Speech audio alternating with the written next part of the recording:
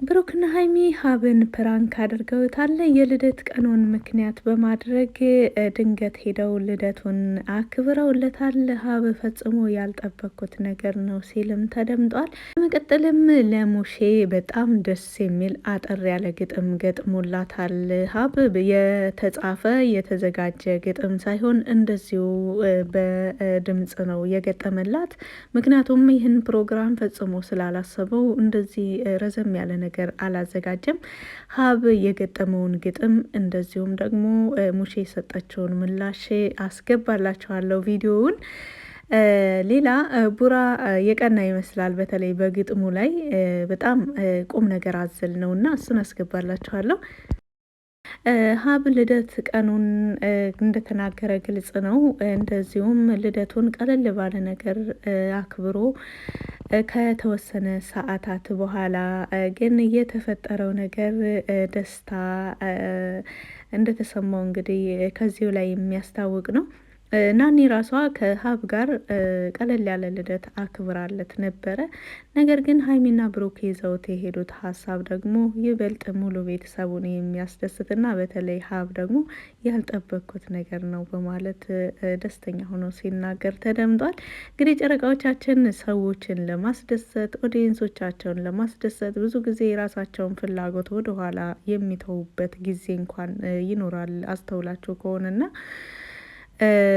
ጨረቃዎቻችን በጣም ጥሩ ነገር ነው ያደረጉት። ሀብ እንኳን ተወለድክ ብለናል። መልካም ልደት ብያለሁ እኔም እንግዲህ እሱ ተናግረዋል። ሀብ ልደቱ እንደነበረ እንደዚሁም በቴክስት የተጻጻፉትን አይታቸዋል። እንደዚሁ ፈጽሞ ሌላ ነገር እየጠበቀ አልነበረም። ልደቱን እንግዲህ መግቢያው ላይ እንደነገርኳቸው ቀለል ባለ ነገር ነበረ እየጠበቀው። ነገር ግን ሀይሚና ብሩክ ለሀብ ደስ የሚል ፕራንክ ነበረ ይዘውለት እንደዚህ ሀሳብ ይዘው ተሄዱት ማለት ነው። እርግጥ ናኒ ሁሉ ነገር ስለተደረገ ደስ ብሏታል። ይህንን ነገር ግን ከተወሰነ ሰዓታት በፊት አውቃ ቢሆን ያንን ከሱ ጋር ያከበረችውንም ማድረግ እንደሌለባት እንደዚሁ ኖርማል ዝም ብዬ ነበረ የማሳልፈው፣ ምን አይነት ስሜት እንደሚሰማው ማወቅ እፈልግ ነበር ብላለች። ባይዘዌ ናኒ እንዳለችው ከሰዓታት በፊት ቀለል ባለ ነገር ልደቱን ባያከብር ኖሮ ምናልባት ምን አስባ ነው ብሎ ይጠብቅ ነበር። ለፕራንኩ መሳካት ምናልባት ሙሉ ለሙሉ ላይሳካ ይችል ይሆናል ብዬ አስባለሁ እንደኔ። ምክንያቱም አንዳንዴ የሆነ ነገር አቅዳችሁ ቀለል ባለ ነገርም ቢሆን በቃ እናንተ በመጣላችሁ ነገር በቻላችሁት ነገር ያንን ነገር አድርጋችሁ ከጨረሳችሁ በኋላ ቀጣይ የምታስቡት ወይም የምታቅዱት ወይም ደግሞ ምን ሊፈጠር ይሆን ብላችሁ የምትጠብቁት ነገር አይኖርም። ኦሬዲ የቻላችሁትን አድርጋችኋል፣ አልፋችሁታል። ኦሬዲ ለቀጣይ ቀን ነው ሰው እንትን የሚለውና ስለዚህ መጀመሪያ ቀለል ባለ ነገር ልደቱን ማክበሩ ፕራንኩ ይበልጥ እንዲሳካ አድርጎታል። ብሩክና ሀይሚ ትላንት በጣም ቢዚ ነበሩ። የተለያየ ቦታ ሄደዋል። እንደዚሁም ቤተ ክርስቲያንም ሄደው በጣም ደስ የሚል ጊዜ እንዳሳለፉም አይተናል። ከዛም በኋላ ነበረ ወደ ቡታጅራ በመሄድ የሀብን ልደት ሊያከብሩለት የቻሉት። ባይዘዌ ቡታጅራና አዲስ አበባ በጣም ሩቅ መስሎ የሚታያቸው ሰዎች 150 ኪሎ ሜትር አካባቢ ነው። በተለይ ደግሞ በግል መኪና ለሚሄድ ሰው ምናልባት 2 ሰዓት የሚያስኬድ አይመስለኝም። ምናልባት መንገድ ክራውደድ ከሆነ ምናምን እና በጣም ርቀት ያለው መስሎ ለሚታያቸው ሰዎች ብዬ ነው። እንዴት እንደዚህ ሆኖ ቡታጅራ እንደዚያ ሆኖ እንዴት አዲስ አበባ እንደዚህ ይሆናል? መቼ ትላንት እንደዚህ ያልነበር ዛሬ እንደዚህ ምናምን የሚሉ ሰዎች አሉና አይታቸው ከሆነ ከአሁን በፊትም ብሩክና ሀይሚ በእዩ ጉዳይ ላይ እንደዚሁ በብሩክ ወቅቱ የውጩን ፕሮሰስ በጀመረው ጊዜ ከዛሬ 2 ወር አካባቢ ስንት ሰዓት ነው የደረሱት? በጣም ጠዋት እኮ ነው የደረሱት። በጣም ጠዋት ነው የደረሱት።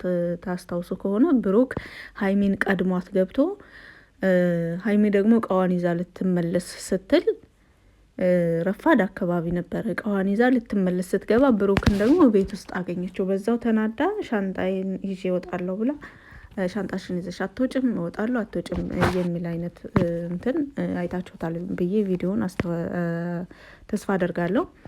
እኔ በደንብ ነው የማስታውሰው። እና ረፋድ ሰዓት አካባቢ ነበረ። እንደዚሁ ምን ያህል ቅርብ እንደሆነ እንድትገነዘቡት ብዬ ነው ባይዘው ይህን የምለው።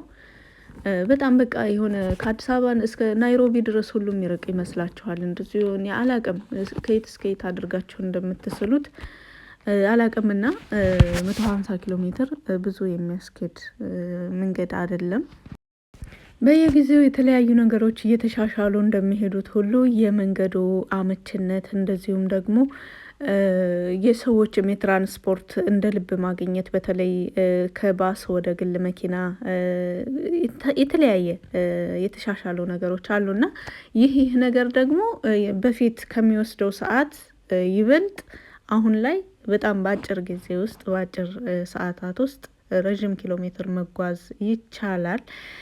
ለዛም እንግዲህ ባይዘዌ ዛሬ ወደ የመንገዱ ርቀት ብቻ ሳይሆን ቤተሰቡ ደስተኛ ሆኖ በማየቴ በጣም ደስ ብሎኛል። በተለይ ደግሞ ሀይሚና ብሩክ የሚያመጡት ሀሳብ እንዴት እንደሚያመጡት ሀሳቡን እንዴት እንደሚያመነጩት ባላውቅም ብዙ ጊዜ የሚያመጧቸው ሀሳብ ለነሱም ለተመልካችም እንደዚሁም በዙሪያቸው ላሉ ሰዎች በሙሉ ደስታን የሚፈጥሩ ናቸው እና በጣም ደስ ይላል።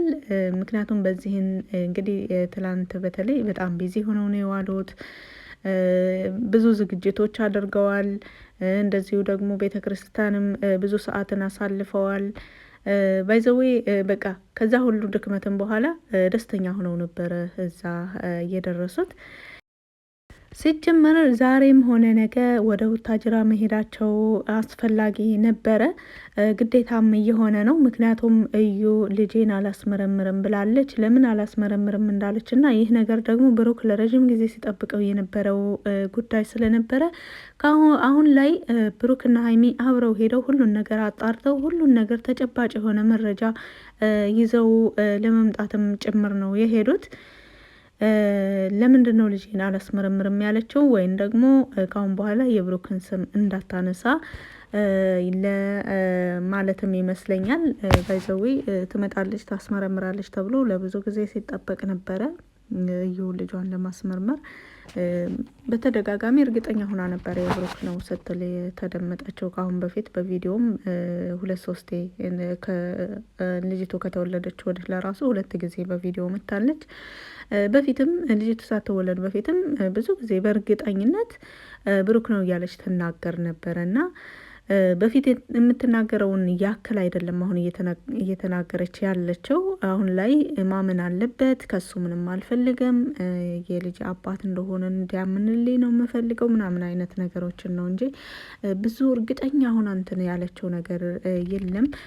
ትንሽም እንደ ምክንያት ያነሳቸው ነገር ምንድን ነው ልጅቷ ማለቴ የተወለደችው ህፃኗ ልጅ ብሩክን ትመስላለች የሚል ነው። ይህን ነገር ደግሞ ቢኒም ተናግሯል። እኔ ጸይም ነኝ ከለሬን እንደምታውቁት ነው፣ ልጅቱ ግን ቀይ ናት፣ ብሩክን ልትመስል ትላለች። እሱ ነገር ውስጤን ትንሽ አስፈርቶኛል በማለት ነገር ግን ልጅቱ የኔ እንደሆነች ደግሞ ውስጤ ይነግረኛል፣ ቢሆንም ፍርሃት አለ ብሎ ሲናገር ነበረ። ከዛ ወዲህ እንግዲህ ቢኒ ብዙ ውሳኔዎችን ወስኗል። ያማለይህ ህፃን ልጅ ሲወለድ ቀይ መሆኑ ብዙም አይገርምም። እንደዚሁ ደግሞ እንትናን ይመስላል ብሎ መወሰንም አይቻልም። እዩ ደግሞ አላሳይም ማለች። ተመልካች እንኳን አይቶ ይመስላል አይመስልም የሚለውን ነገር እንዲገመግም አልፈቀደችም። ይህ ማለት ደግሞ በውስጧ የደበቀችው እንዳይታወቅ እንዳይሰማ ያፈለገችው ያሰበችው ነገር አለ። እያንዳንዱ ነገር ባይተዘዌ የልጅቱን መወለድ ብሩክና ሀይሚ ሲጠባበቁት ስለነበረ አሁን ላይ ምክንያቷን መናገር አለባት ወይም ደግሞ ግልጽ የሆነ ማስረጃ ማሳየት አለባት። ምክንያቱም ይህ ጥያቄ ለ3 ወር ያክል በብሩክና በሀይሚ መካከል በተለይ ደግሞ ብሩክ ነፃነቱን የሚያረጋግጥበት ምርመራ ነው የሚሆነውና ስለዚህ ያለምንም ምክንያት ልጄን አላስመረምርም ማለቱ ደግሞ አግባብ ያለው ነገር ነው አልልም እንደኔ። ይህን ይመስላል እንግዲህ ሕክምናው እንደዚሁ ምርመራው እዩ ፈቃደኛ ከሆነች ቡታጅራ ይሁን ወይስ አዲስ አበባ ይሁን የሚለውን ደግሞ ኦዲየንሶችም የሚሰጡበት አስተያየት የሚሰጡበት ነጥብ ይሆናል። ብዙ ተመልካቾች ምርመራው ቡታጅራ እንዲሆን አይፈልጉም። እኔ እንዳየኋቸው